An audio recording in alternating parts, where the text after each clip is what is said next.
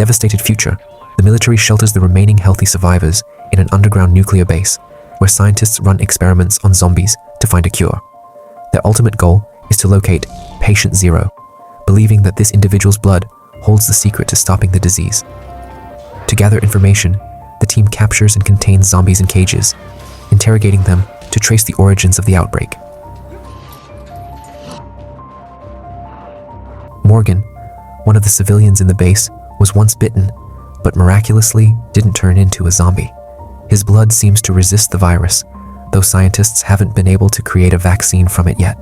Morgan's infection gives him a unique ability. He can understand and speak the zombies' growling language. Because of this, he joins Dr. Gina's research team, hoping to help uncover a cure. During one experiment, the soldiers bring in an enraged zombie and secure him in a glass-walled cell. The interrogation begins with a special music, which causes intense pain to zombies. The infected subject screams in agony, struggling against his restraints but unable to break free. When the suffering becomes too much, Morgan turns off the music and starts communicating with the zombie in its language, passing notes to Gina through a tablet. Morgan nicknames the zombie Joe and learns that he's originally from Minnesota and among the first wave of infected people. Unfortunately, Colonel Knox, a military leader, interrupts the session through a microphone, which enrages Joe. As the zombie thrashes uncontrollably, Knox loses his temper and shoots the zombie out of frustration. Gina and Morgan are furious, knowing Joe might have revealed critical information if given more time.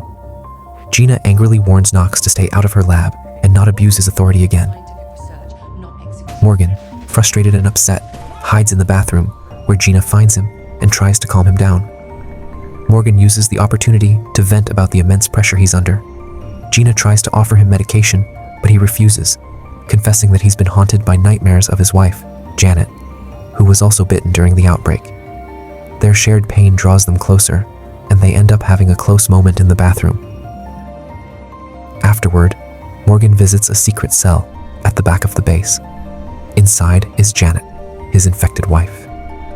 Unlike the other zombies, Janet hasn't completely turned due to injections Morgan secretly gives her.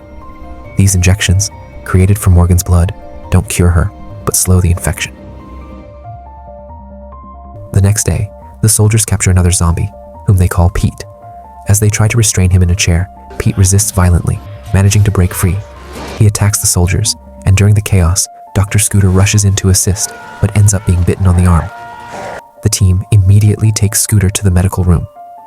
Scooter, aware of the consequences, begs them not to let him turn into a zombie. They inject him with the serum, and, with no other choice, Gina amputates his arm before the 90-second infection window closes. At first, Scooter seems fine, and the group begins to celebrate. However, moments later, Scooter goes into shock, showing signs of transformation.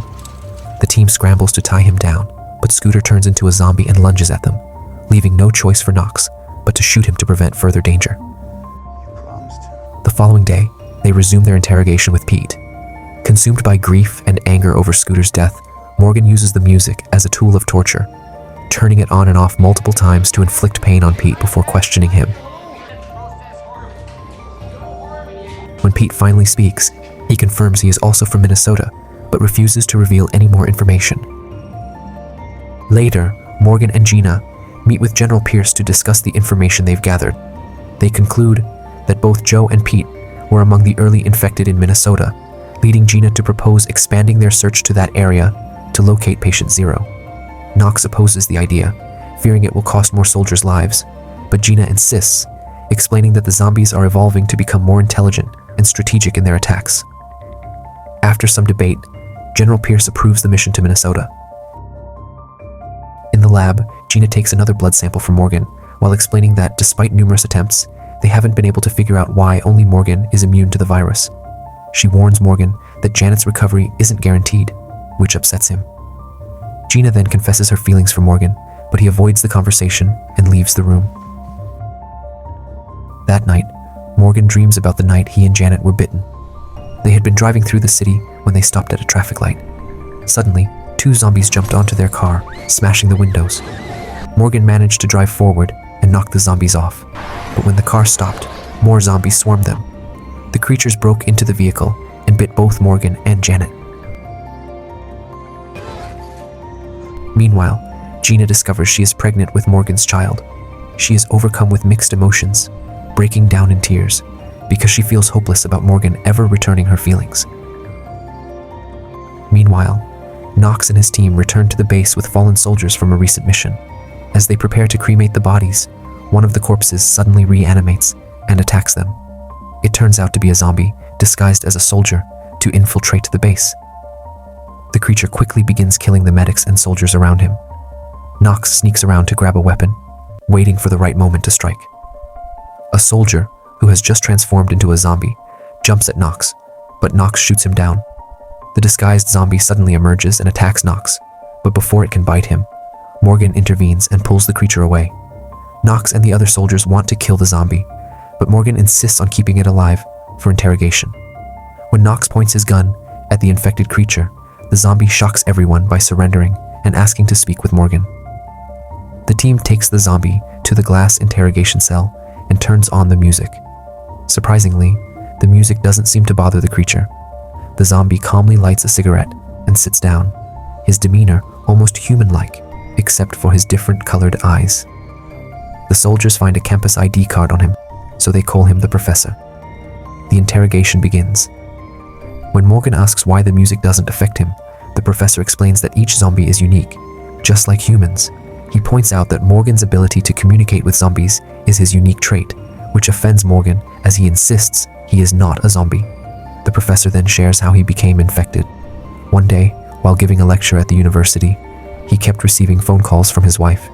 He went to the corridor to answer her call, and she told him about the chaos overtaking the city. Suddenly, the professor heard loud noises coming from the classroom and turned to see a group of zombies breaking in, attacking everyone. He tried to escape, but the zombies flooded the hallways and the infected students pounced on him and bit him. Though his body transformed, his mind remained clear enough for him to return home. However, when he saw his wife and daughter, the virus overtook him and he ended up eating them both. Morgan is horrified by the professor's story. The professor, however, insists that zombies have surpassed the weaknesses of humanity. He taunts Morgan by mentioning Janet, claiming she doesn't need a cure because zombies are the solution to human problems. While the professor continues his philosophical rambling, Morgan realizes he is wasting time on purpose. He uses a scanner to check the professor for anything unusual, but finds nothing. He quickly heads to Pete's cell and confronts him, theorizing that Pete intentionally got captured as part of a larger plan. When Morgan threatens to harm him to get answers, Pete tries to kill himself, but falls unconscious instead.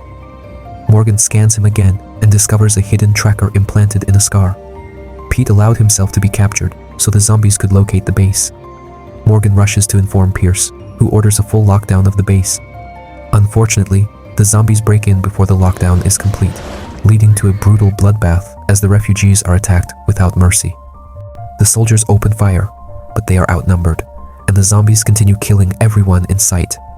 Meanwhile, Knox leads Gina through a safe escape route. Pierce tries to follow them, but Knox shoots him, leaving Pierce for the zombies to feed on as a distraction. This gives Knox and Gina enough time to escape in the elevator. Gina, horrified by Knox's actions, angrily shouts at him, but Knox defends himself, calling it a necessary sacrifice. Enraged, Gina grabs his gun and stops the elevator, demanding to return to the lab to retrieve her research samples. Knox refuses and tries to stop her, but during their struggle, the gun accidentally fires and kills Knox. Meanwhile, Morgan rushes to free Janet and refuses to leave without her. On the way, he meets Gina, who warns him that freeing Janet might be dangerous since her injections are only temporary. A zombie suddenly appears, but Gina quickly shoots it down. Together, the group goes to the lab fridge so Gina can retrieve her samples. While Gina grabs what she needs, another zombie attacks, but Morgan kills it with his fire axe. The professor lets out a loud roar, summoning more zombies to rescue him. As the group crawl through the air vent, Gina looks down through the grates and sees the refugee area, now a horrifying massacre. Their weight causes the grate to collapse, revealing their location to the zombies. Soon after, zombies begin crawling into the vents. Morgan fights one off, kicking it until it falls to the ground. Eventually, they reach the parking lot, where they find the professor waiting for them. The professor explains that he came to the base to kill Morgan because Morgan's blood could prevent the zombies from evolving further. Using anything he can find as a weapon, Morgan fights the professor. Although the professor manages to knock Morgan down, Morgan recovers and manages to push the professor onto a pipe. Both men are injured, and as the professor dies, he lets out a final roar, summoning a massive horde. Morgan, Gina, and Janet try to escape, but when they reach the exit, Janet decides to stay behind to slow down the zombies.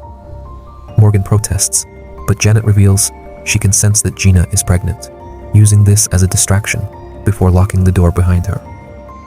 Heartbroken over Janet's sacrifice, Morgan takes a moment to grieve before escaping with Gina through an emergency tunnel that leads them into the woods.